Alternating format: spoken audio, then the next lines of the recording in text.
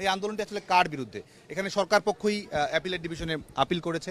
আহ্বান জানাবো সংশ্লিষ্ট সকল পক্ষকে ধৈর্য ধারণ করার, জনদুর্ভোগ তৈরি না করে এ ধরনের জনদুর্ভোগ তৈরি করে এ ধরনের কর্মসূচি যেন কেউ না দেয়। দর্শক, আমি ঠিক এই মুহূর্তে রয়েছি মধুর ক্যান্টিনে। আপনারা নিশ্চয়ই জানেন যে কোটা সংস্কার যে আন্দোলন সেটি পরিচালিত হচ্ছে, সেই কোটা সংস্কার আন্দোলনের পক্ষে বিপক্ষে আমরা নানা আলোচনা সমালোচনা শুনেছি এবং দেখেছি।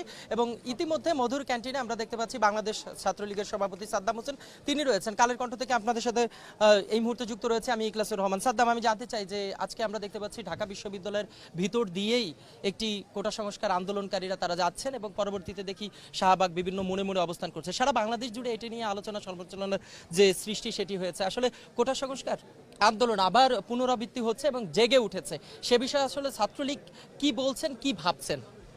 দেখুন, আমরা যেটি মনে করি সেটি হচ্ছে যে পরিস্থিতির উদ্ভব হয়েছে, শিক্ষার্থীদের যে দাবি দেওয়া রয়েছে এবং এটি একটি সাবজুডিশিয়াল